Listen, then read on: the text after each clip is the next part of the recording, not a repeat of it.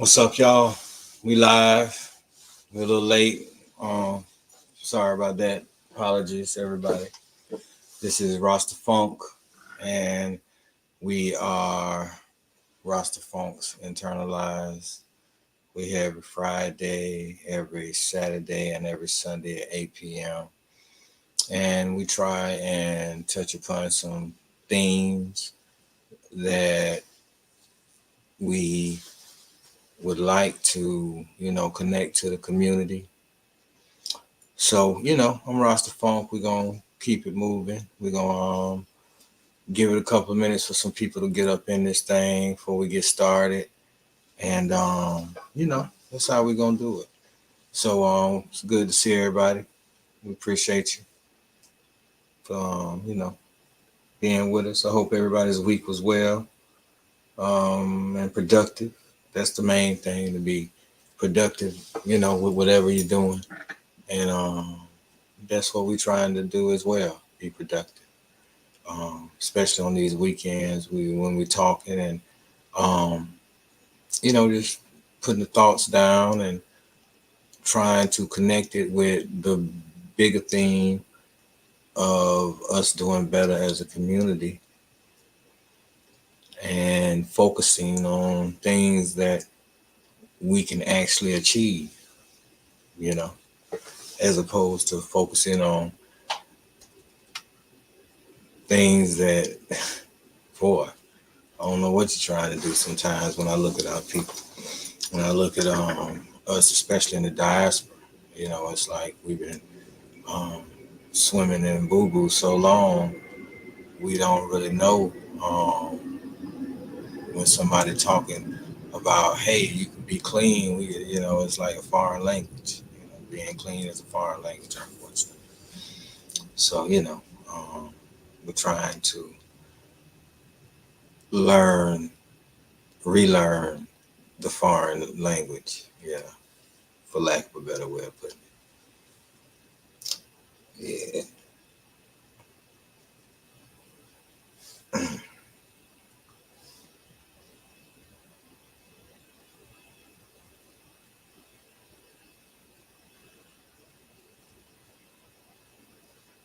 Yeah, we're trying to see if we can tune in.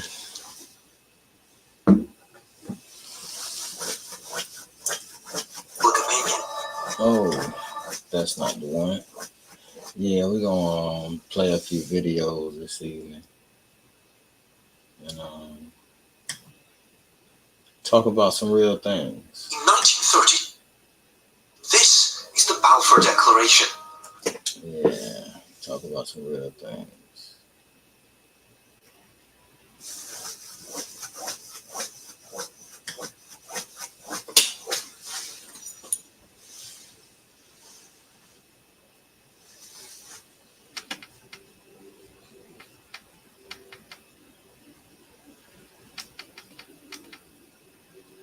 Yeah, we're just gonna give it a couple more minutes, and then once some people get up in this thing, then we'll make it happen. Oh, we don't want Cat Williams right now. Cat, we don't want you right now, buddy. We'll get with you in a little bit. We'll get with you in a little bit, another time.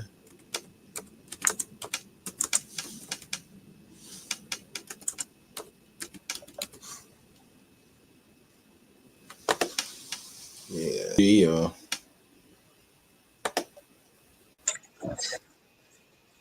Yeah, that's what we're gonna start with.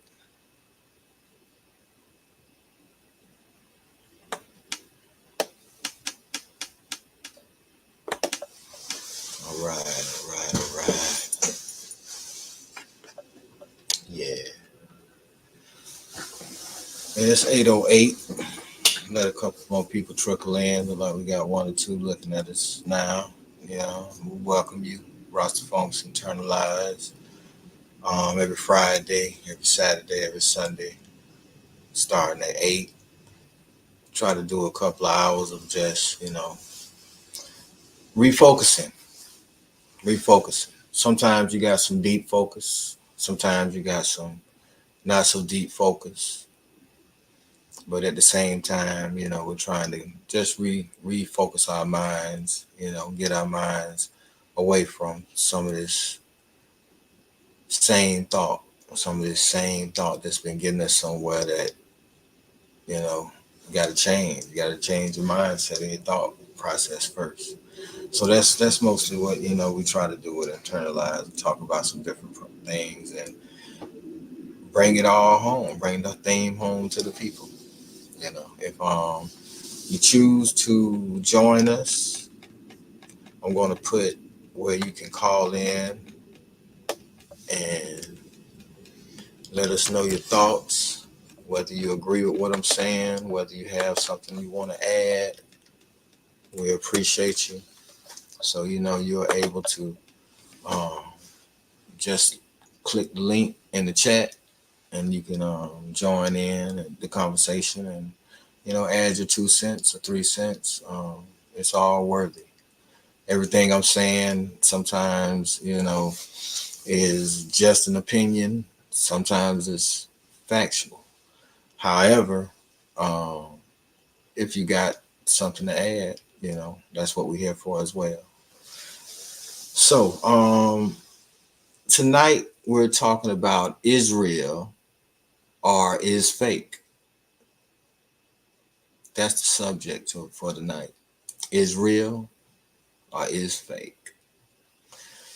And basically what we're talking about when we say that is we're dealing with the Middle Eastern conflict um, from a standpoint of the Pan-African. And we view this not so much as a fight that we should be protesting or um, anything except knowing that it's just wrong and been wrong from the beginning. And we watch it, for several different reasons. One, because we have nothing to do with it. We have nothing to do with it. And when I say we have nothing to do with it,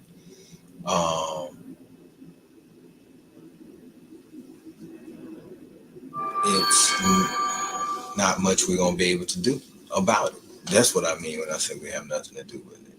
Um, it's not a fight for necessarily land that we are trying to occupy at this time, and it's not a fight that um, that we have any interest in at this point.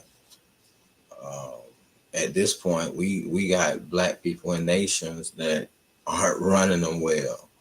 So to be getting into a fight when we got the Sudan that's being devastated and damn near about to lose all their land because of drought and because they don't have can't get fresh water to the masses.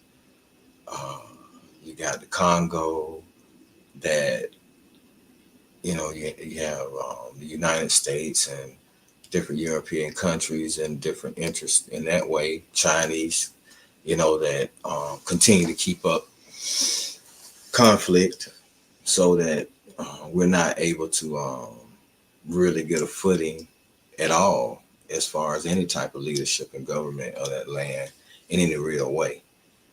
So we got Haiti, which ever since they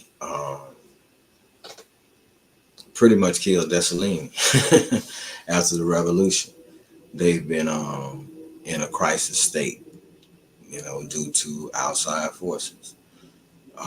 So when it's all said and done, we have our own issues that we are trying to manage and that are important to us. So um, seeing death and destruction and the killing of children is, sad and devastating, especially for the people who are dealing with it. And it's definitely traumatic to be watching it all the time on TV for anybody, any real human. Um, it's very, very, very traumatic. But when it's all said and done, um, it's the story of the European and how they've been doing what they've been doing for a long time, you know. And that's pretty much what we're going to focus on this evening. Um, how this conflict is more of the same. And in order to understand why it makes no sense to involve yourself in these type of conflicts, um, it's very important to just understand how real things work, not how the media works, not how you would like things to work, you know, because when it's all said and done, you can protest all you want, but no one's going to give you power. Power isn't given at all. And this is a prime example of that. This is a prime example of how you have all types of forces at coming at play.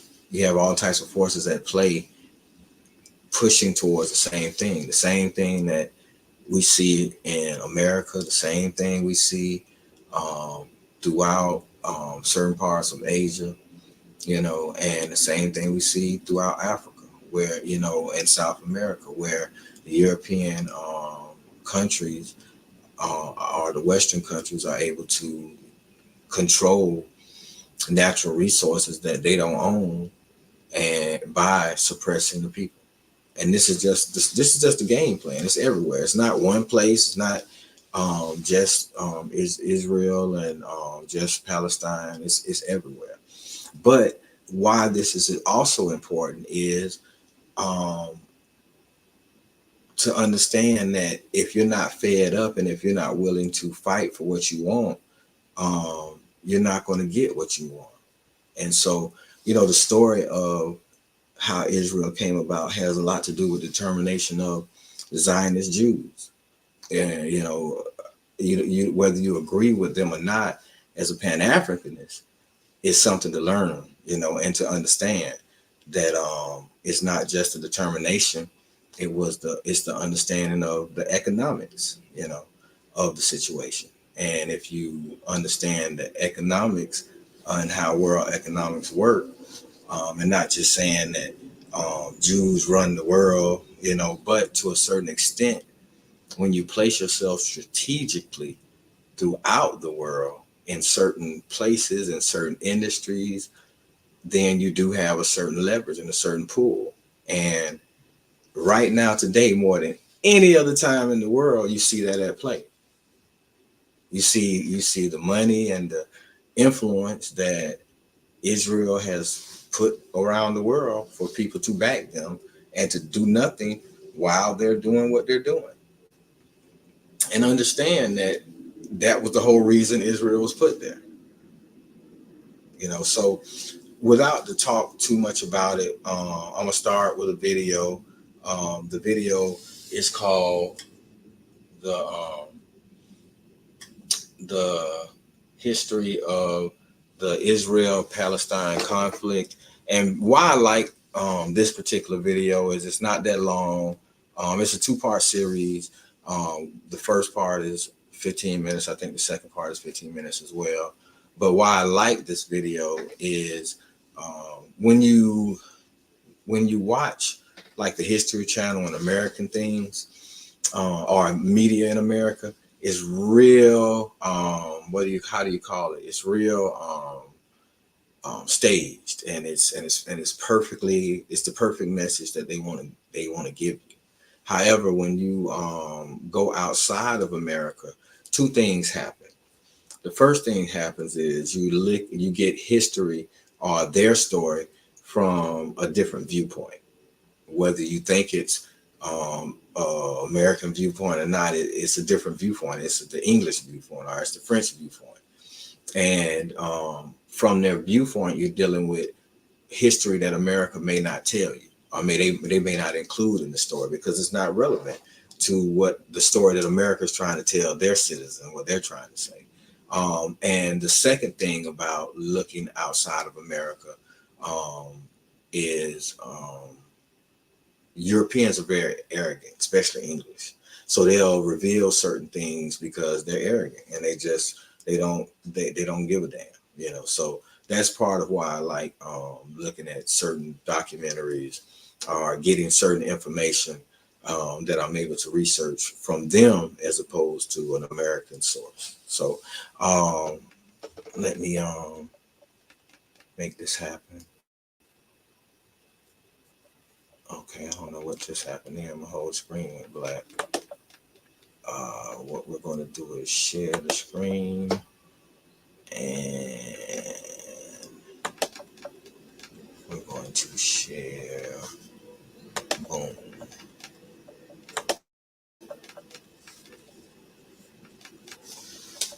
Okay. This is the Balfour Declaration. Signed in 1917, it set out British support for the creation of a homeland for the Jewish people in Palestine. It's a famous document, a crucial piece of the puzzle in understanding today's conflicts in the Middle East, but it isn't the beginning of the story. In fact, when the Balfour Declaration was signed, the British had already promised this land to Arabs as an independent state and promised the French government that it would be an internationally administered zone, and even then, most of the land was still under Ottoman control. So why did Britain make these three conflicting promises? How did it try to resolve them? And how did Britain's strategy in the Middle East help to cause a century of conflict? How's that? Is that okay? Yeah? But turn of the 20th century, Britain's primary interest in the Middle East isn't oil. We might think of oil in the Middle East. They always sort of go together, especially now. But what we're really looking at then is an imperial lifeline. It's the Suez Canal.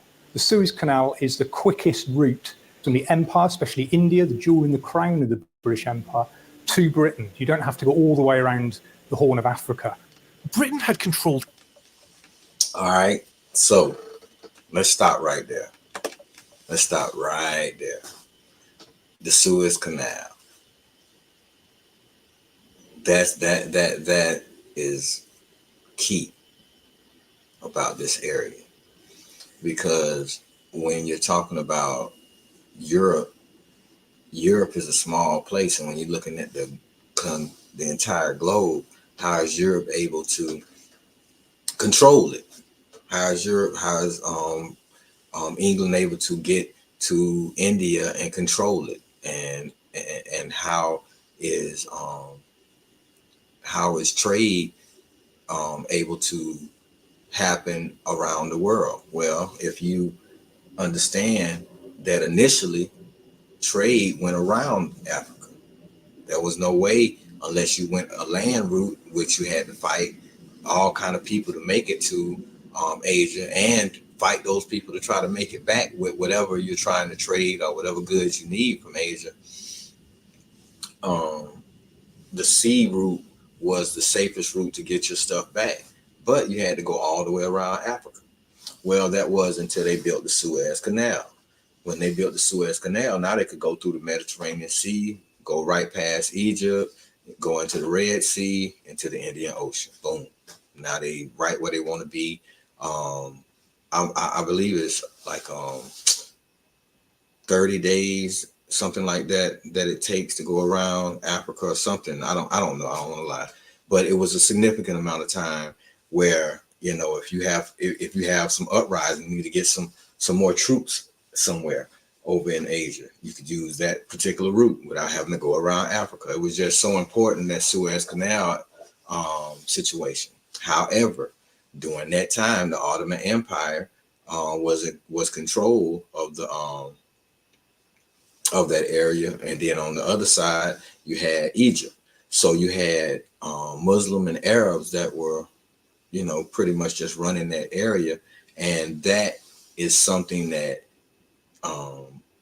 and what's important about the early 1900s is you're getting a lot of pushback to England and the colonial powers and how they're trying to rule everything. You're getting pushback, and the strongest pushback was the the Arab and Muslim pushback in the Middle East, because you have a touchy situation because you're coming into the industrial age and you have oil that you need at this point, and they have all the oil.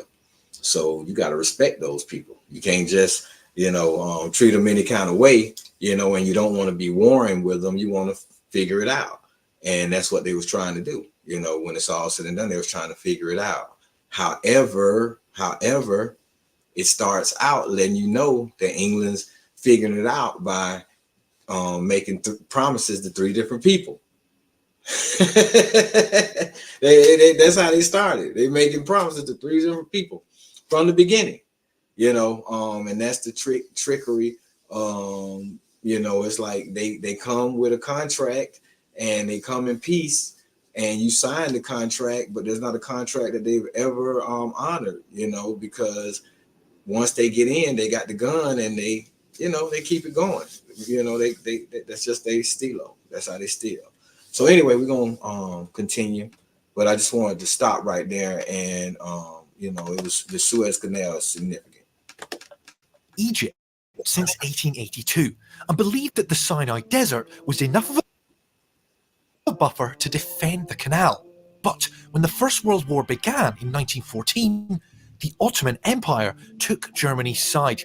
In February 1915, the Ottomans launched a surprise attack across the desert to attack the Suez Canal. It's easily beaten off by the British and Indian defenders, but the British are really worried that the Ottomans are going to use Sinai as a launch pad for further attacks on the canal. There's then a total mind change in British strategy back in London. There's stalemate on the Western Front, the Russians are collapsing into revolution, and the idea now is to look for a quick victory somewhere else away from France and Flanders.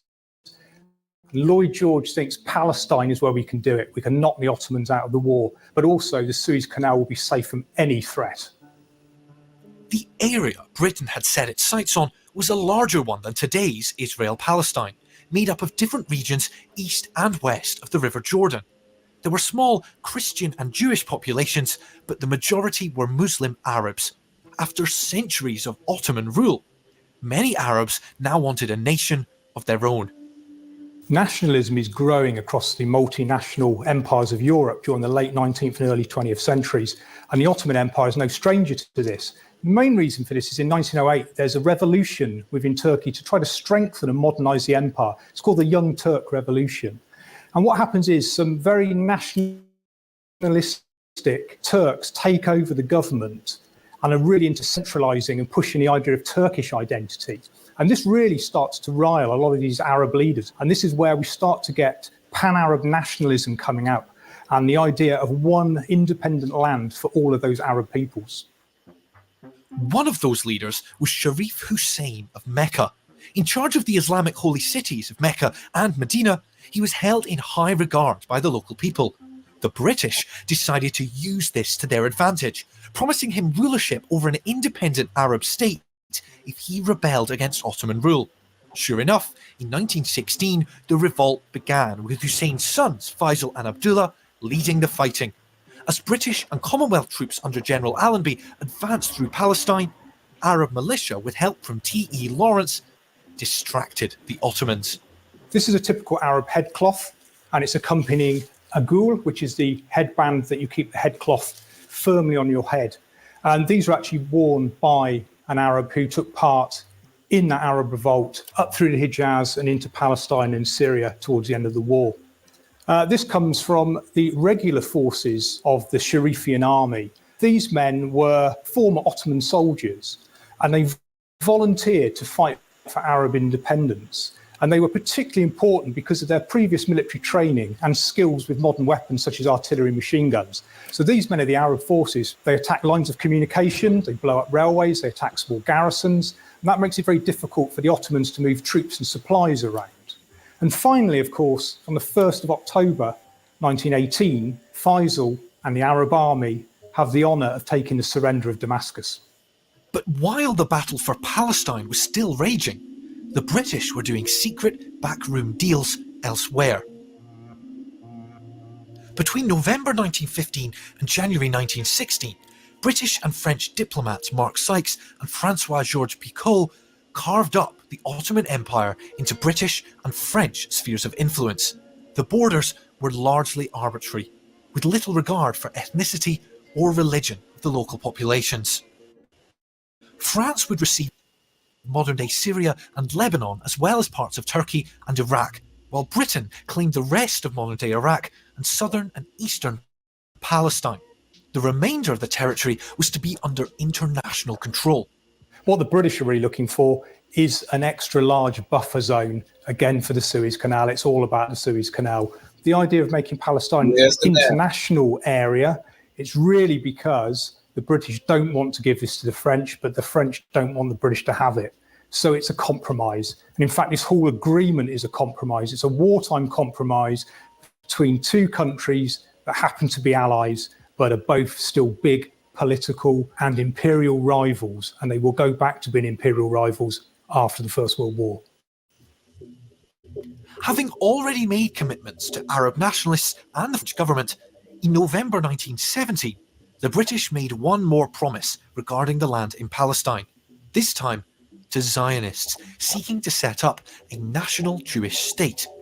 Zionism was a social movement that began in the 1800s. It was founded on the belief that Judaism was not only a religion, but a nationality, and that Jewish people deserved a state like British or French people did. Due to historical and religious ties to the region, Palestine became the desired location for this future Jewish state. So this armband or brassard was worn by a Palestinian Jewish volunteer with British forces serving in that area of the Middle East during 1918. Interestingly, there were 3 battalions of Jewish volunteers, 1 battalion of British, 1 of Americans, and 1 of Palestinian Jews. The British volunteers weren't really interested in Zionism at all. They were more interested in using that military service to the crown to assimilate into British society. It was really the American volunteers and the local Jewish volunteers from Palestine who were really fired up by Zionism and wanted to use this to defeat the Ottoman Empire and secure that Jewish homeland. So what this object shows us and the story behind it. All right, so let's stop for a second and let's understand what he's saying. All right. Remember I was saying you go to, you leave America because America had a certain agenda and they'd be perfect how they give out that agenda. So you go to Europe and they're real arrogant when they're telling you stuff, right? So right now they're trying to say that the English Jews, they weren't really involved. It wasn't their thing. It's like the Americans, they were the ones that were really behind it. And during this time, what you have is you have a set of American Jews, bankers and businessmen who are strong at this point and who are pushing to have a homeland. However, you also have that same group of people in Europe, and they're strong in Europe as well. And a lot of them are looking to leave Europe, England, France, all of Europe, and go to Israel because at this point, you know, they have a lot going on with Germany. This is the First World War. This isn't the Second World War yet. So, you know, you got a lot going on with people not really liking Jewish people. However, the financial foothold that the Europeans, that the Jews have in Europe is kind of moving to America at this point because it's safe and because America is coming up and booming. So I didn't want to let England off the hook when he's saying that they weren't exactly involved. But I think what he's probably going to allude to is money from America, but it wasn't just money from America. So anyway, let's see what he's going to say. Is that although Zionism was a popular movement, the majority of Jews were not Zionists and didn't want to move to Palestine. Jewish immigration to Palestine had been slowly increasing throughout the 1900s, mainly fueled by brutal anti-Semitism and terrible pogroms in Russia. By 1914, the Jews in Palestine numbered around 60,000, or 8% of the population. But for the British, it was Zionists elsewhere that they were concerned with. In an effort to win the support of Jewish communities in both Allied countries like the United States and enemy countries like Austria-Hungary, the UK Foreign Secretary signed the Balfour Declaration, vowing to set up a national home for the Jewish people in Palestine.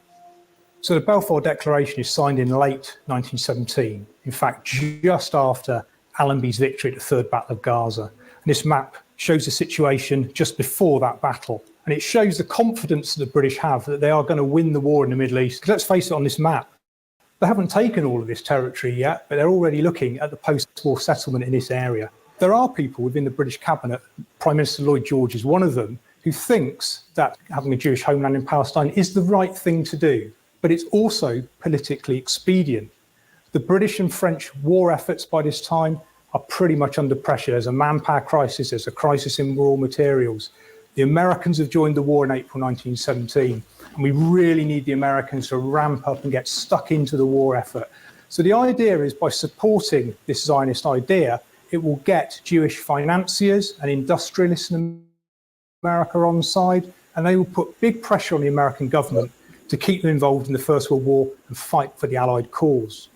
Now, this idea, this is an anti-Semitic idea, that the Jews control world finance and business across capitalist countries.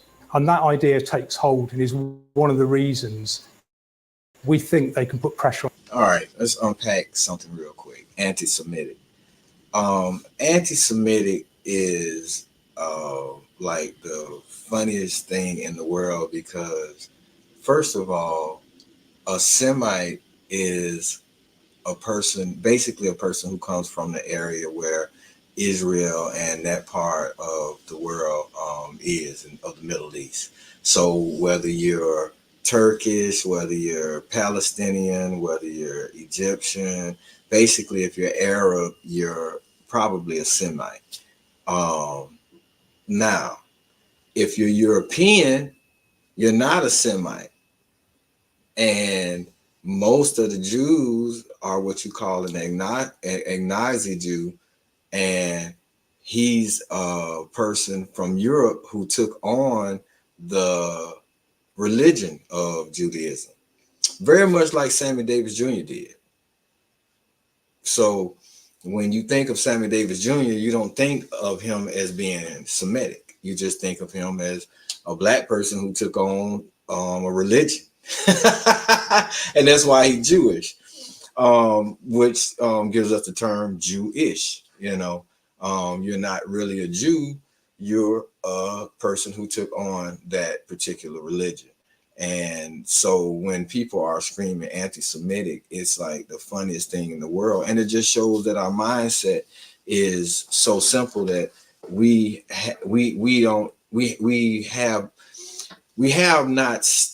not, for lack of a better way of putting it, we're not educated to think outside of what we're told.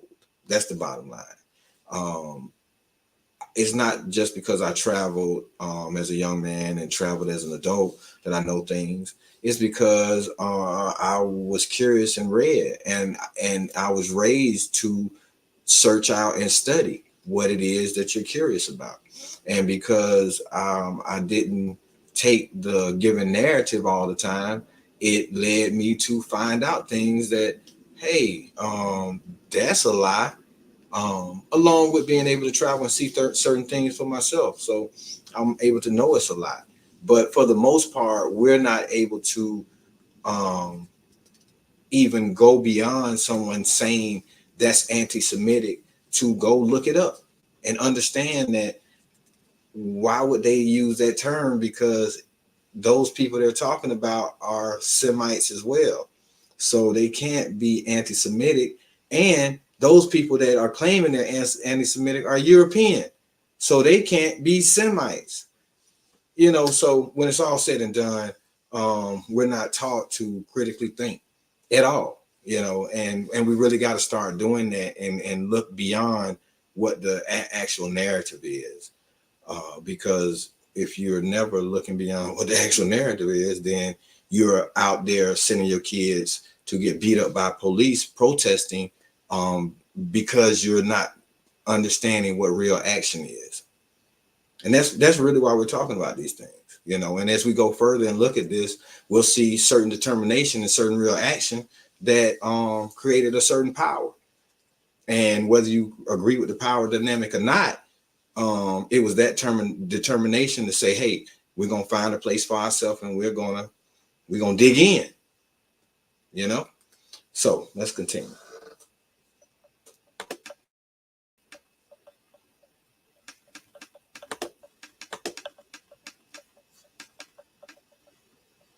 From the American government. The declaration was vague. It said that the homeland would be in Palestine, but didn't say where. It also vowed to protect civil and religious rights of existing non-Jewish communities, but made no mention of their political rights. For the British, these conflicting promises were worth making to assure that they came out on top in the world's first total war. And they were effective. Britain and France were victorious over the Central Powers in 1918. But now that the war was at an end, the British would have to face the consequences. The choices they made would help to spark a century of conflict. Having captured Damascus in 1918, the British military left Faisal and his men in charge of a military occupation zone, an area that Faisal declared the Arab Kingdom of Syria. However, the French were not happy. Hoping to maintain their influence in the region, they expelled Faisal in a short war. It was a crushing blow to the pan-Arab cause. Instead, it was the victorious Allied powers who drew the new borders of the Middle East in a series of conferences from 1919 to 1923. With the formation... Okay, so I want you to notice a pattern that goes on here. All right, the first thing that happened was the Arabs were able to fight off the Turks, the Ottomans initially, and the British got them to do that, promising, that was the first promise. They promised the Arabs that we give you a kingdom in this area if you help us fight off the Ottoman Empire. And so they were able to fight them off and win. Why? Because they were given weapons and backing and intelligence by a superior force, which was the British. Now, on their own, without the British support, because they just said they left this guy in charge, he made it Syria, he named it whatever of Syria, and the French came right in and knocked him out because they was pissed off with the British. Why wasn't he able to defend himself? Why aren't these Arabs able to defend themselves? Which is a theme throughout the history of the European, being able to outarm the people that they're trying to conquer.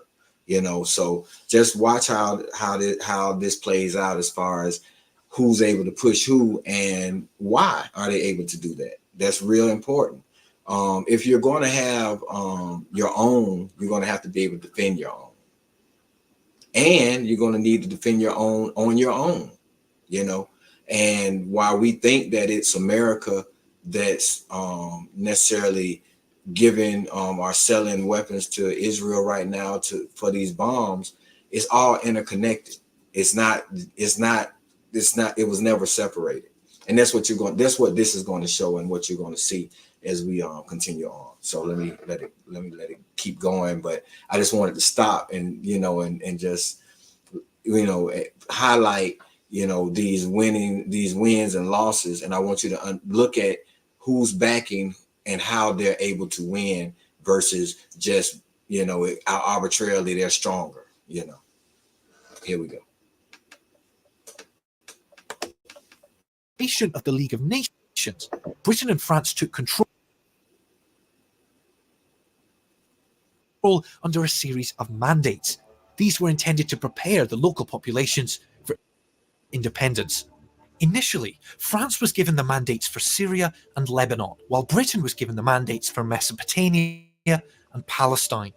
But after Faisal's defeat, the British decided to split Palestine in two. Faisal was given the crown of Mesopotamia, and his brother Abdullah was given the crown of the newly created Transjordan. The remainder of Palestine would be strictly British. So this 1924 map shows the Palestine that came into being after the First World War. It is not part of a pan-Arab state. In fact, there is no pan-Arab state in this region. Also, it is not an internationally controlled area or an area in which the French have any control at all. It is a British-administered League of Nations mandate. What this mandate of Palestine does have, however, written into its statute, is the Balfour Declaration of a home for the Jewish people in Palestine.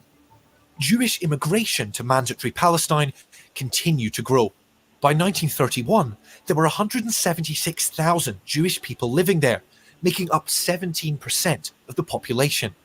This led to increased tensions, riots, and violence between the new arrivals and local Arabs, who, along with existing Christian populations, were starting to see themselves not only as Arabs, but as distinctly Palestinian people.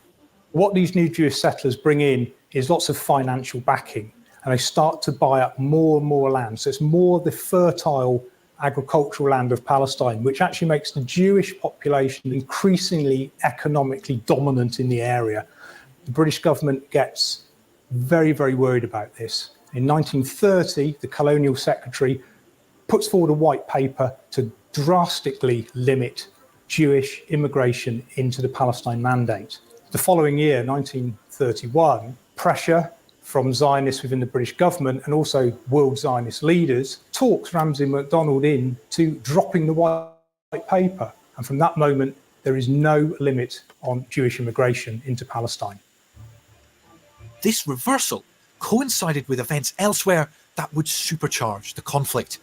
In 1933, Adolf Hitler came to power in Germany and began instituting a wave of anti-Semitic policies. This sent shockwaves through the Jewish communities of Europe. However, for those seeking to flee, options were few, with most governments maintaining strict limits on Jewish immigration. For many Jews, Zionists or not, travelling to Palestine became the only option. By 1936, Okay, so this is a time this is a time where Jewish people are they're feeling some kind of way about the world. And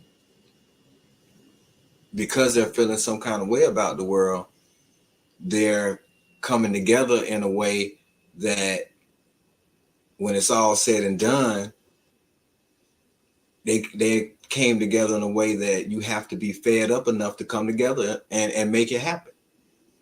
Now, like I said, you may not agree with the Zionists, but anywhere they tried to go, people had limits, like America tried to put on Mexicans and other people. You know what I'm saying? Like, well, these are all things we can correlate with today and understand exactly, how they're feeling. However, they're not trying to push their way into America like the Mexicans. They are trying to find their own. And, we see where they are today with trying to find their own. This is just showing you the journey. And when it's all said and done, you can answer, is real or is fake? Let's keep going. 6, the Jewish contingent inside mandatory Palestine had doubled to 28% of the population. Now tensions began to escalate at an alarming rate. What began as a general strike among Palestinian Arabs in 1936 devolved into violent attacks on Jewish settlements and British military installations. This event became known as the Great Revolt. From this point, really, you can see Palestinian Arab nationalism as opposed to pan-Arab nationalism. They're fighting against an issue, that Jewish homeland and British control in the region, that no other mandate or any other has to fight against. And they want their own Palestinian state, an independent country, free from British control. The British response was to crush the revolt as quickly as possible with overwhelming strength.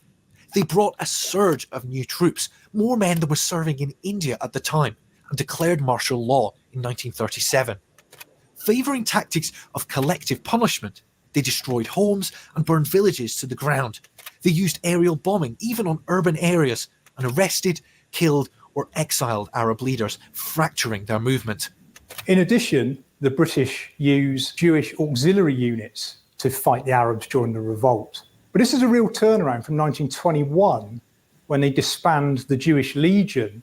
Now, in 1936-37, the British are so overstretched that they really don't care. They just need boots on the ground to sort this situation out and to end this revolt as quickly as possible. So by the end of the Arab revolt, 17% of the Arab male population are either killed, wounded, imprisoned, or exiled. This really weakens the Arab cause in Palestine, just at the moment when the Jewish population is getting more and more power.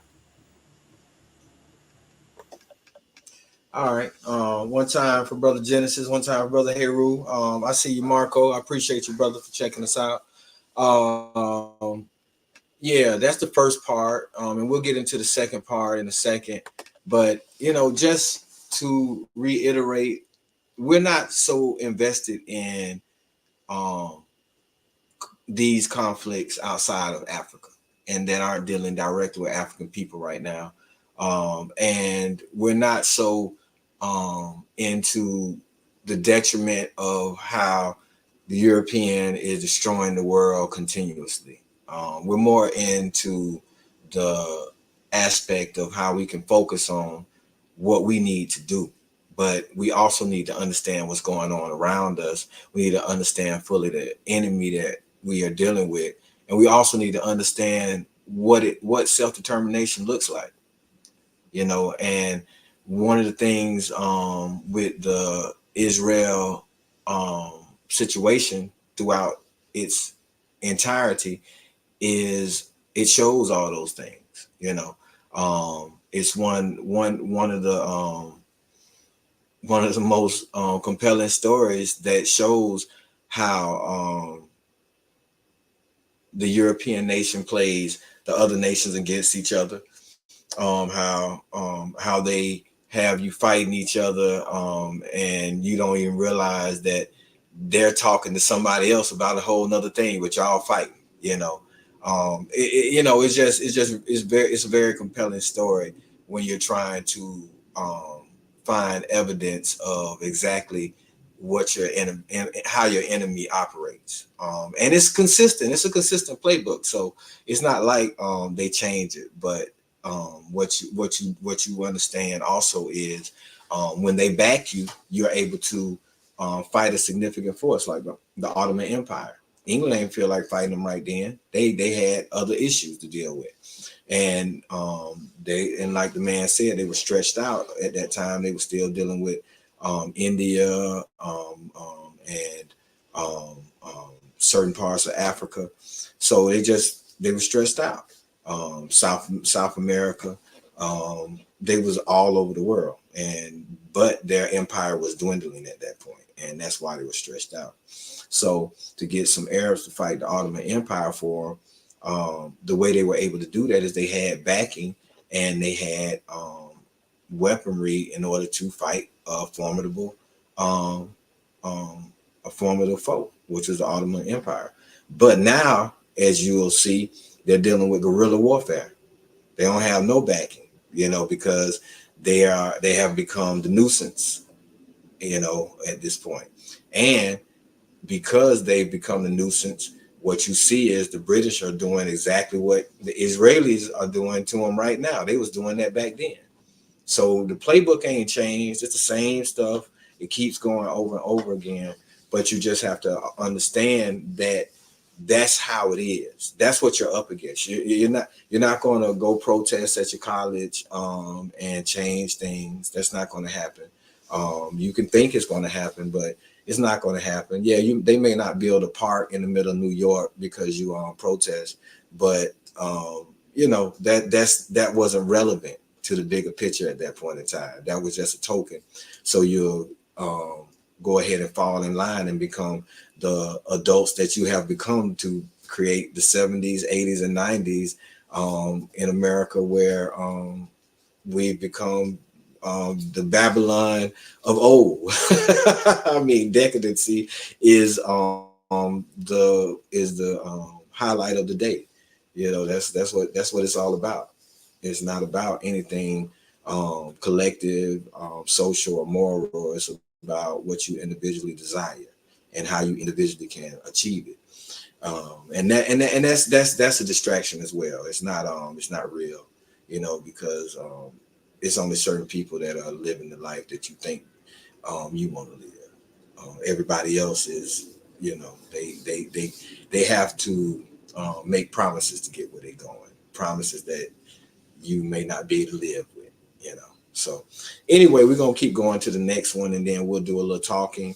I appreciate everybody for tuning in. We got the Cash App at the bottom. If you're learning something, enjoying yourself, you can reciprocate with a little Cash App. Also, if you'd like to join the conversation, I did put in the chat where you can call in, and you know, we can talk about what's going on. If you have an opinion, if you have some something where something you saw you didn't like, that's what we're here for. So without further ado, we'll go on to the next one. And when it's all said and done, we'll do a little bit more talking. Appreciate everybody for tuning in.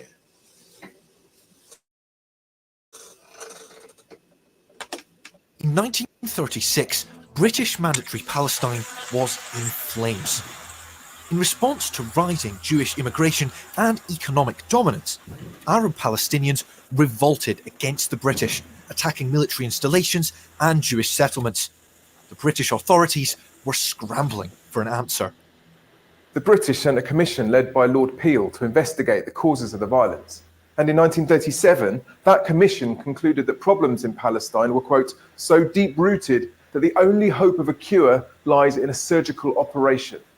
Some Jewish leaders were enthusiastic about the idea, although did not publicly admit this. Most Arab leaders, however, rejected the proposals outright. Instead of ending the violence, the Peel report made things worse. In our last episode, we explored the conflicting promises made by the British during the First World War and how they tried to resolve them. In this episode, we'll examine how the Second World War transformed the conflict once again. Why did Britain change its mind about a Jewish homeland? How did a Zionist underground insurgency defeat the British? And how were the borders of Israel, Gaza, and the West Bank created? Britain controlled Palestine under a League of Nations mandate. Its job was to prepare the territory for independence. As part of the mandate, Britain had committed to setting up what was described as a homeland for the Jewish people in Palestine. But it had also promised to respect the rights of the existing populations. Doing both was proving extremely challenging. After the failure of the Peel report, Britain declared martial law and used a surge of troops to suppress the revolt. They brought in Jewish auxiliaries to add to their numbers and killed, imprisoned, or exiled Arab Palestinian leaders. But with a Second World War on the horizon, the British government felt they had to go one step further to end the dissent. Britain was trying to balance a number of different objectives. It wanted to maintain stability in the region in order to protect its territorial interests, most notably the Suez Canal, which was not only a vital link to Britain's overseas empire, but was also the channel through which Persian oil was transported to Britain. The looming threat of war caused Britain to reason that placating Palestinian Arabs was more politically and strategically advantageous than siding unambiguously with Palestinian Jews. That's right. While support from Jewish groups in any future conflict could be assured in the near term because of Hitler's ideology, support from Arabs was far less certain, and Britain wanted to do whatever it could to bring them on side. The result was a complete reversal of the British government position. In the White Paper of 1939, Britain claimed that with 450,000 Jewish people now living in Mandatory Palestine, this was already the national home for the Jewish people, and the Balfour Declaration had already been delivered.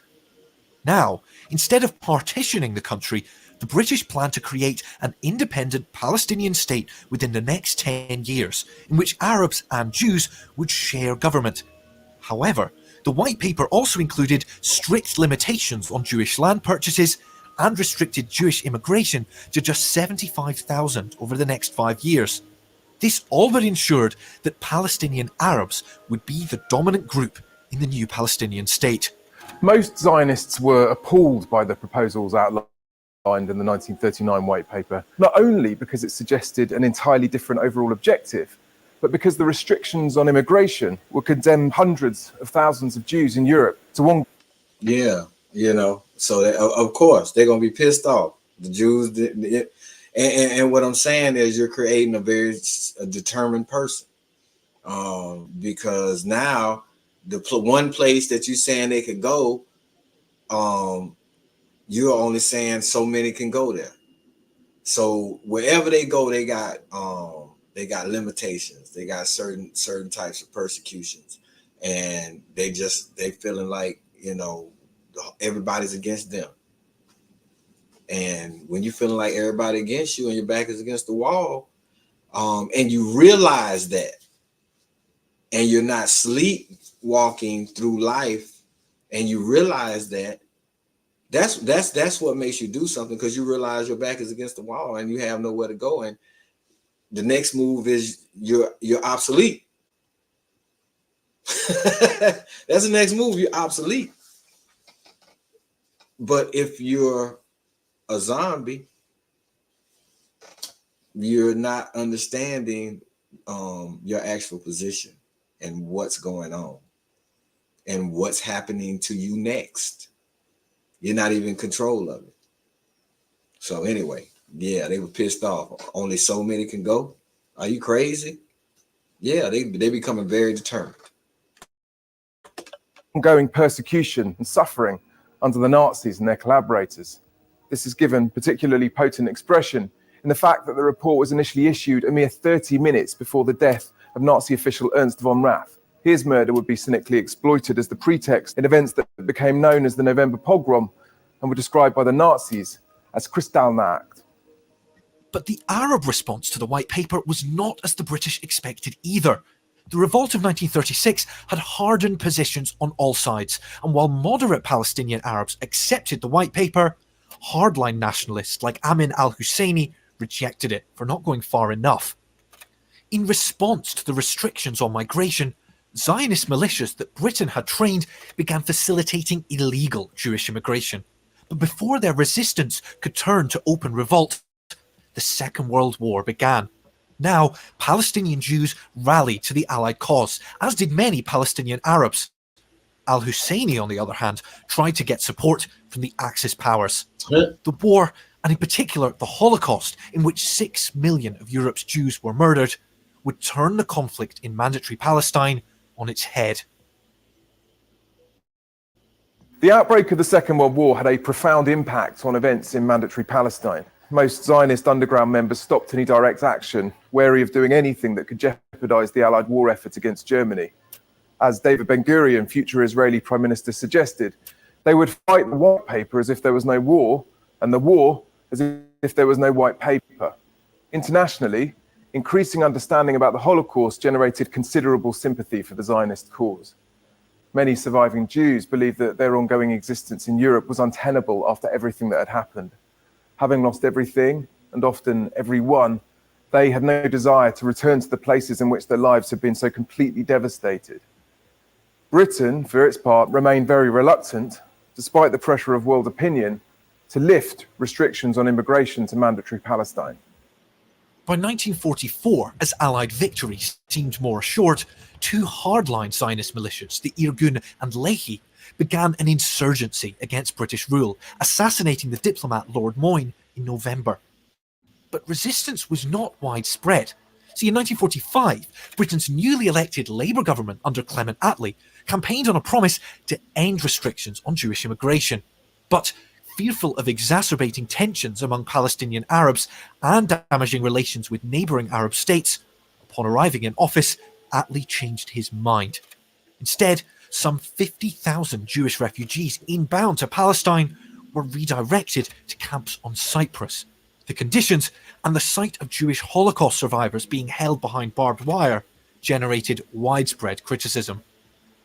With Britain's position now clear, the largest Zionist militia, the Haganah, joined the Irgun and Lehi to form the Jewish resistance movement. They aimed to drive the British out.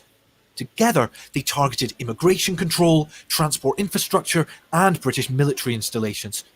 In response, the British curbed civil liberties in 1945 and launched a series of raids and searches in 1946, codenamed Operation Agatha. Their intention was to combat what's described as a Jewish illegal armed organisations in Palestine. It says here these organisations have been conducting a campaign of violence, terror, sabotage and murder. A vast amount of documents were seized during the course of the operations that will prove of the greatest value and interest. Now, these documents were all moved to the King David Hotel in Jerusalem, where the British administration were being housed alongside a number of military personnel. In July 1946, that hotel was bombed by the Irgun. Palestine and the world was shocked by the blowing up of the King David Hotel, Jerusalem. In broad daylight, dozens of Jews, Arabs, and Britishers were murdered in cold blood by the notorious Jewish terrorist organization, Irgun Tzva'il. The attack killed 91 people and attracted widespread criticism from both international governments and other Zionist organizations. Okay, so what is happening right now? What is happening? What's happening is the Jewish are putting pressure on stretched out England to get out. That's really what they're doing. That's really what they know, that from the last 30 to 40 years since prior to World War I, that Britain has been stretched out. And at this point, they have enough people, enough backing where they don't need the Europeans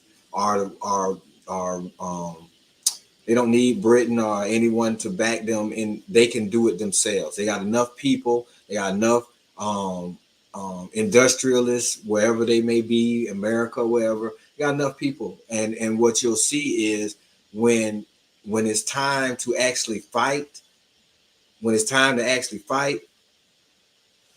none of the Arab nations around them can push them out. None of them can do anything with them, because they understood that their back was against the wall and what it was going to take to get from against that wall and to stay from against the wall. They understood that. They put everything in place to make that happen. So let's continue. Irgun, for their part, claimed that it was never their intention to kill anyone and that warnings sent in advance of the attack had been ignored. The main target was the documents that had been captured during Operation Agatha. Now, amongst the public condemnation, many people in Britain started to wonder if the mandate was worth the trouble it was causing. There was dwindling public appetite to expend more British lives protecting it. The violence now intensified. Though the Jewish resistance movement dissolved after the King David Hotel attack, the Irgun and Lehi continued to attack British targets.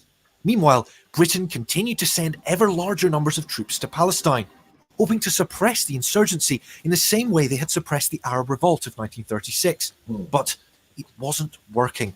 Nope. In July 1947, the Irgun kidnapped, hung, and booby-trapped the bodies of 2 British sergeants in a eucalyptus grove near Netanya. The attacks were widely condemned and led to anti-Jewish rioting back in Britain. To many, the sergeants' affair, as it came to be known, was the straw that broke the mandate's back. The Second World War had virtually bankrupted the UK, and public sentiment, both within Britain and across the countries concerned, was changing. In the 3 years after 1945, India, Pakistan, Burma, and Ceylon all achieved independence, whilst in Europe, the dividing lines of a new global conflict were being drawn. Preparing for and responding to this Cold War dominated military planning and strategy. Ultimately, the mandate in Palestine was only ever supposed to be temporary, and Britain didn't want it anymore. It was too complicated and too costly. With all other Class A League of Nations mandates now having received their independence, Britain turned mandatory Palestine to the newly formed United Nations in 1947. Taking inspiration from the Peel Report of 36, they recommended a partition into 2 independent states with an economic union and an international zone around Jerusalem. Most Arab groups rejected the plan. They were opposed both to partition in principle and to the way the lines were drawn. Man, y'all see that? Why they couldn't just draw a straight line across? Why they gotta do it? You see what I'm saying? Like that's that crazy shit. That's crazy, man. You know, I would let them finish, but I had to stop. Like, what are they talking about with this? He pointed to the fact that while Jews represented just over 30% of the population, they were apportioned 54% of the land, although arguments persist about the quality of that land. Most Zionists, on the other hand, willingly accepted the proposal, seeing it as a stepping stone towards their ultimate ambition for a Jewish state that extended further. Yeah, they just want a foot in the door. They were gonna push it wide open. They wanted to get their foot in the door so you couldn't close it no more. That was it. In November of 1947, the plan passed a vote in the UN with backing from both the United States and Soviet Union. The United Kingdom abstained and declared that it would leave on May 15th, 1948. Now, violence took hold between Palestinian Arabs and Jews, and a civil war broke out between militias from each side. But even as the death toll mounted, Britain largely did not get involved. These documents come from Major General William Scott Cole, who was tasked with the responsibility of overseeing the British withdrawal from Mandate Palestine. Whilst Jewish and Arab groups were fighting it out to determine the future shape of Palestine, Britain's focus became about how to remove itself from the place entirely. For example, here. Okay, so remember this. I'll tell you, they're very arrogant, and this is a British. This is British history. So because they're the ones telling the story, you know, they want the British to, you know, look better. But what's important to understand here is when the Arabs were fighting the British, they went all out. They bombed houses. If you remember, they bombed houses. They captured everybody, put people in jail. They did just what the Israelis are doing right now to the Palestinians. That's what they did to the Arabs when they were fighting. The Jews, they allowed to guerrilla warfare and win. That's telling. Why? Because it's in their interest to make it seem like they took something that they didn't. It's in the interest because they need someone who can protect that Suez Canal area without them having to risk their own resources.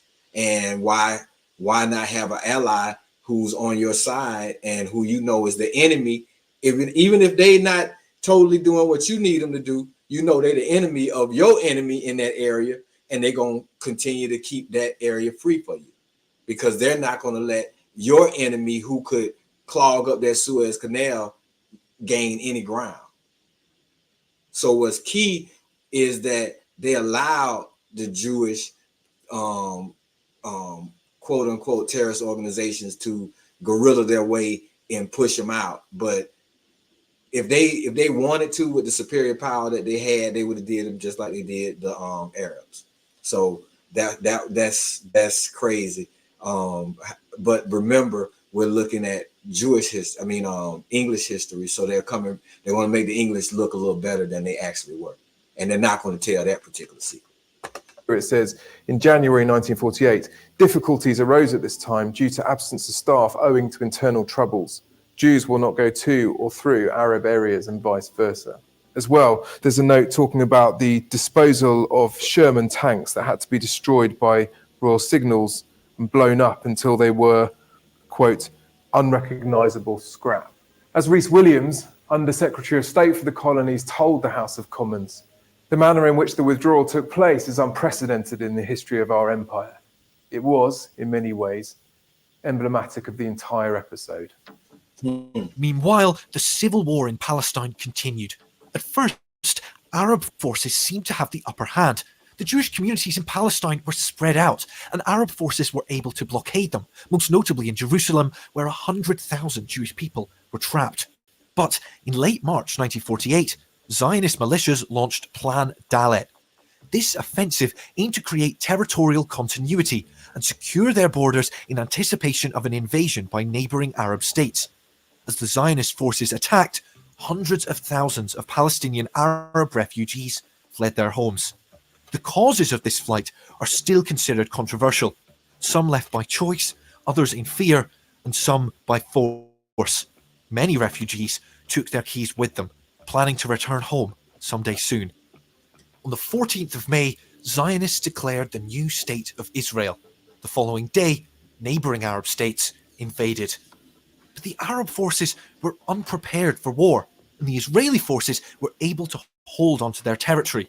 Over the next 9 months, they built enough forces to push well beyond the land allotted to them in the 1947 UN plan.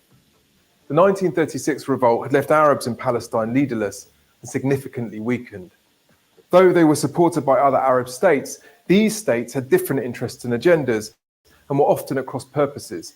In contrast, while there may have been differences between the convictions of different Jewish groups, they were completely unified in the common cause of creating and protecting the Jewish state. Completely. They also benefited from having received military training and arms from the British administration in earlier years. By the war's end in 1949, Palestine had been wiped off the map. Israel controlled 60% of the proposed Arab state, with the remainder controlled by Jordan and Egypt. 700,000 Palestinian Arabs either fled or were expelled from their homes, an event remembered as the Nakba, or catastrophe. In the following years, 260,000 Jewish people emigrated from neighbouring Arab states, some by choice and others by force. Around 150,000 Palestinian Arabs remained in Israel. Today, their descendants number over 2 million people, making up the largest minority group in the country. The legacy of the Arab-Israeli war is still at the heart of today's conflict in Israel-Palestine. Ultimately, Britain's administration of Palestine never proved to be much more than a firefighting exercise, lurching from one policy to another in an attempt to hold the mandate together and protect its own strategic interests. On the last day of the mandate, the Chief Secretary of the British administration called a press conference in his Jerusalem office. One of the journalists there asked, "And to whom do you intend to give the keys to your office?" "I shall leave them under the mat," was the reply. You got on. You weren't gonna have it no more. Yeah, man. We're gonna check out one more. This one's really short, but it says some of the same things, but it's one thing in particular. As I was looking at it, it highlighted, and I wanted to I wanted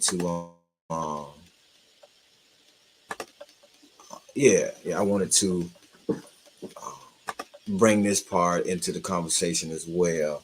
Let me put this down.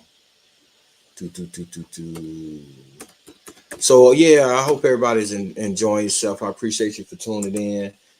We will definitely be here every Friday, Saturday, and Sunday at 8, and making this thing happen for the people, and trying to, when it's all said and done, bring it home to mean something to the Pan-Africanist view when it's all said and done. That's what we're trying to highlight. Okay, they didn't give me what I was looking for. Let me do this one. Yeah, I think this might be it.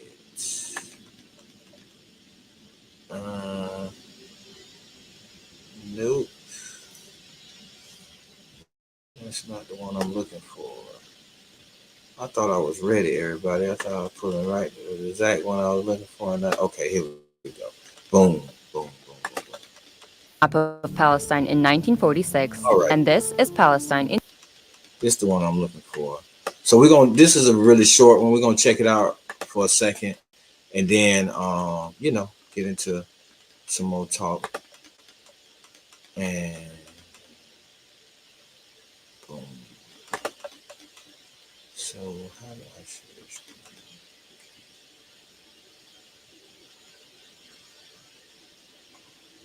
Oh, I apologize. I'm trying to make sure I do this thing right. Learn it a little bit. Here we go. That's what I want to do. And here we go. This is a map of Palestine in 1946, and this is Palestine in 2023. The drastic change involved the killing of thousands of Palestinians, with millions of others being displaced over the course of over 7 decades. Here are the historical events that led to the shrinking of Palestinian lands and the foundation and the expansion of the State of Israel. Palestine was part of the Ottoman Empire in the 1900s, and Muslims, Christians, and Jews had been living alongside each other in harmony. On the European continent, however, the Zionist movement is introduced by Theodor Herzl in 1896. It aims to create an independent Jewish state in the Middle East, ideally on Palestinian land. The movement begins to take hold as the first wave of European Jews start to migrate to Palestine. By the end of World War I, the Ottoman Empire collapses and Palestine falls under British rule. In 1917, Britain announces its support for a Jewish state in Palestine in what is known as the Balfour Declaration. The number of Jewish settlers in Palestine grows, fueling tensions between Arabs and Jews in the region. Violence begins to break out between the two sides. In February 1947, the UK offers to relinquish its mandatory role and places the question of Palestine before the UN. In November the same year, the UN approves of a plan to split Palestine into two states, Jewish Israel and Arab Palestine. The city of Jerusalem, which is sacred to Muslims, Christians, and Jews, is now a UN-controlled international zone. Jews accept the UN partition plan and declare independence as the State of Israel on May 15, 1948. Zionist gangs violently expel over 750,000 Palestinians from their homes and take their land, rendering them refugees as a result. On a day that is remembered as Al-Nakba, the catastrophe in Arabic. Neighboring Arab countries object to the land takeover, and on the day following the State of Israel Declaration of Independence, the first Arab-Israeli war breaks out. Israel is victorious and makes a grab for the land intended for the Palestinian state under the UN's partition plan. The land gets divided into three parts. Jordan occupies the West Bank and East Jerusalem, Egypt occupies Gaza, and the State of Israel takes 78% of historical Palestine, including West Jerusalem. Fast forward to 1967, amid ongoing tensions between Israel and neighboring Arab countries, the Six-Day War breaks out. And by the end of it, the map looks something like this. Palestine is now fully occupied by Israel. Despite the absence of a formal peace treaty, things start simmering down. Then Israelis start settling into Gaza and the West Bank, resulting in a Palestinian struggle that gives rise to the PLO. Their main goal, to liberate Palestine from Israel by any means necessary. Fighting goes on for years. The PLO eventually accepts the division of the land between Palestine and Israel, but the conflict doesn't end there. More settlers make their way into Israeli-occupied Palestinian territories. The international community considers this illegal. The frustration among Palestinians leads to an intifada, uprising in Arabic. As a result, Hamas is born as a political movement determined to fight against Israel's occupation of the West Bank and Palestine's Gaza. Aiming to decrease tensions, Israel and the PLO signed the first Oslo Accords in 1993 and the second in 1995. The agreements lead to the splitting of the occupied West Bank into three sections.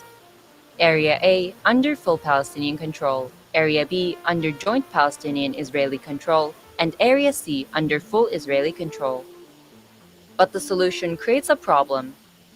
Area C contains the majority of the occupied West Bank's agricultural land, water, and minerals. Palestinians have limited access to these. Further peace talks prove unsuccessful. Palestinians lose hope, resulting in the Second Intifada in 2000. And Israel begins constructing separation walls and building checkpoints to control and limit Palestinian movement. It's 2005, Israel withdraws from Gaza but continues to build illegal settlements in the occupied West Bank. Hamas gains power in Gaza and splits from the Palestinian Authority, seeing it as being too secular. The occupied West Bank and Gaza are now under separate leadership. After violence erupts in Gaza, Israel imposes a blockade on the besieged enclave, restricting any form of movement by land, air, or sea in 2007. Israel has carried out military assaults on Gaza in 2008, 2012, 2014, and 2021. 2022 became the deadliest year for Palestinians in the Israeli-occupied West Bank since 2005. In 2023, Israel carried out several violent attacks on Gaza and deadly raids in Jenin. On October 7, 2023, Hamas launched Operation Al-Aqsa Flood, its biggest attack on Israel yet. Israel responded by declaring war against Palestinians, heavily focusing its military campaign on bombarding the besieged Gaza. Hundreds of thousands of Palestinians have been killed, violently displaced, and forced to live. Okay, so that's we are going through that right now. So that's not really that important. Um, that's not really that important. We're going through that right now. But what's important and why I showed that, especially the last part of the end, what it showed was just in the beginning of last year, Israel was bombing Gaza. Like the October event, which really, if you're not a zombie and you do a little research, you'll see that um, Israel killed more people than Hamas killed on that day. But the point we're making is, let's just say Hamas did something on that day, horrific and tremendous. Well, they've been getting beat up and bombed and killed, you know what I'm saying, since the inception of Israel for the last 70 years or so. This has been going on. And what's key is, while their back is against the wall, they don't have the same backing to fight against the people that are, doing them that way. And the people that are doing them that way, they're still determined to never be defeated again, to never have their back against the wall. They're determined to never be in a position where they got nowhere to go, and it's up to the Palestinians to figure it out, because they're not trying to figure it out for them. They're pushing. All you saw in that last video was how they continually to push their boundaries and to further into what's not their boundaries. Period. International law don't mean nothing. War crimes don't mean nothing. Genocide don't mean nothing. The only thing that means something is that they push their boundaries, and they're able to feed and tell their children that we gain respect and we got our own place to be, and we did it on our own, and we ain't got to worry about nobody else, and you ain't got to worry about nobody else. This your home. That's the only thing they worried about. I have one friend, Brother Heru. He mentioned that they want to build another Suez Canal, that one in that particular area where they don't have to guard against the Arabs from Egypt and the Sudan and other pirates who continually stall their particular cargo coming through. Plus, if they are able to make another one, then now they can go both ways, because you can only go one way through the Suez Canal at a time. So if you build another way, then you can go both. You have traffic going both ways simultaneously. So that land has that area, and that land in particular is very strategic for Europeans and how they trade and how they run the world. If America is going to fight China, their Mediterranean force is going to have to go through that way to get to China versus going around Africa. They got a West Coast force that can go from, the West Coast, and they got an Asian force, the Seventh Fleet. However, when it's all said and done, that Suez Canal area has always been strategic, and because it's always been strategic, it is why we're dealing with. It is why Israel was placed where it's placed. That's the main reason, and that's how the first documentary started, and it pretty much completed with that. They want a buffer zone of someone who can keep the Arabs from blocking them if the Arabs decide that we don't want Europe, we want to, war against the Christians, Muslim against Christians or whatever. So, now with Europe having Israel in place, their enemy becomes nullified because you got somebody fighting them off who has the power to fight them off, which is why, they always give them weapons. That's the whole point in keeping them weaponized. Now, you can get into the banking systems and who runs that. You got a lot of Jewish people that are put in place strategically in different industries around the world to continue to continue the thought process and the self-determination of them never having their back against the wall again. And so with that said, the main example that the main reason why I mentioned that is because if you've been following what I'm doing over the last couple of weekends, and I kind of went ham last Friday or Saturday. I don't know which day it was. I just went ham on the subject matter. I did a lot of cussing that I didn't mean to do. That I cuss. If you know me, you know I cuss. I'm country, and I'm all right with that. However, we try to keep it light, And so with that said, I really I want us to understand that in trying to change this crazy Black American that we've been building, because it's the wrong Black American. If you've been following me, I've had given you certain examples, and it's an overarching theme of Nternalize, that we don't want to continue building this Black American and having this crazy thought that the Black American thinks. It's ridiculous. And one of the things we want to understand is what it takes. You can march all you want to, but marching will not get you your own country. Marching is not self-determination. Protesting is saying we need you to. Protesting is really adult whining. You're not doing what I want, so I'm going to shut down your city. I'm going to stop everyone from driving till you do what I want. But that's not been the successful route for people who won on Earth. That hasn't been the successful route for winning on Earth. The successful route for winning on Earth has been action in the direction of what it takes to win. How many Black people do you know understand how to build a city? How many understand how a city actually works?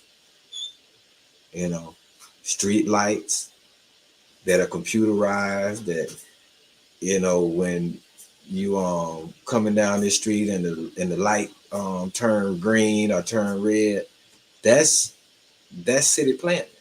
That's not just happenstance. It's not like homeboy want to work on lights and he be behind the scene pushing lights, and it's city planning. And all of those things come from changing the mindset of what you're trying to do. Because this Black American, I'm trying to tell you, he kind of losing and he suck. You know what I'm saying? And that's the main thing. When you look at Israel, whether you agree with them or not, they real.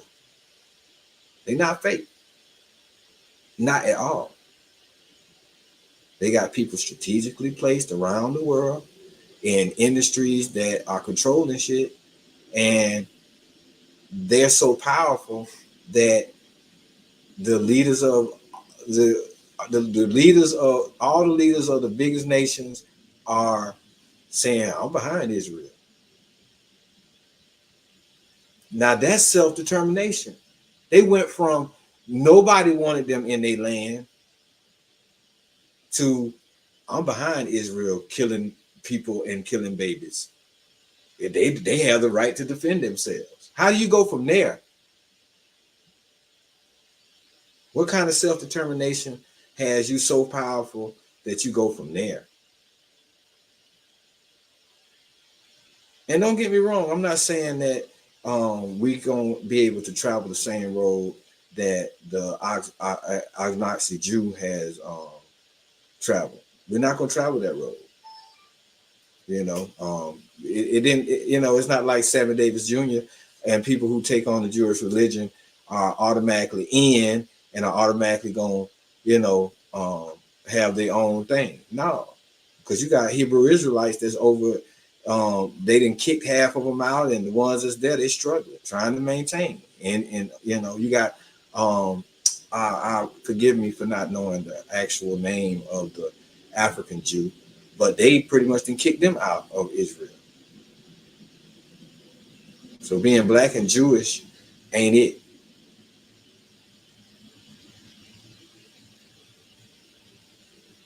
When it's all said and done, you know, as I said in the beginning, it's about critical thinking.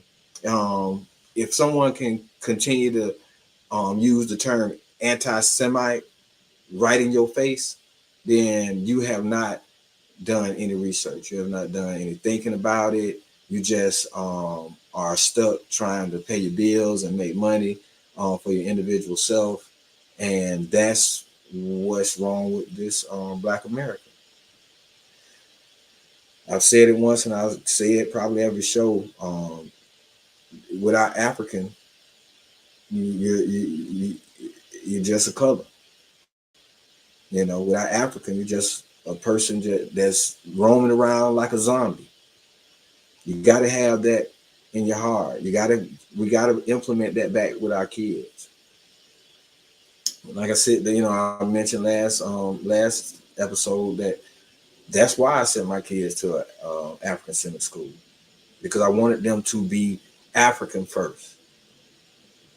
Now we picked a good school, so academically they was on the one, but African first, you know, and the least we can do is put that time into our kids so that they're not making the same mistakes we're making. You know, it's sad what's going on over there in the Middle East. It's sad for the Palestinians.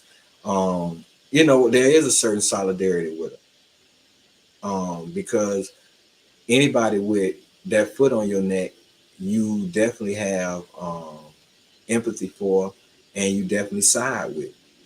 But when it's talking about the work to be done, the work ain't to be done out in the street protesting about Palestine. The work is to be done with our kids and we're bettering ourselves. Because right now, when you look around, the best of the African Americans, the best of the Black Americans, is still sitting at the feet of white people. Still trying to get at their table, still trying to ask them for stuff, still playing it safe. We ain't at the party. It ain't a collective thing. We're not winning. We're not winning, brothers.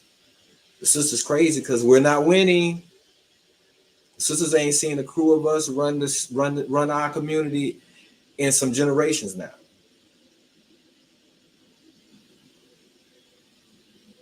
Like we can't even have that. Having that conversation with women at this point in time is like talking another language. When you talk about who a man is, the first thing they say is, you talking about the people that won't do 50-50 with us? That's how they come back at you. You talking about the people that want to do 50-50 with us? You talking about those people? Because they most of them ain't have a dad, so they don't know what a man look like.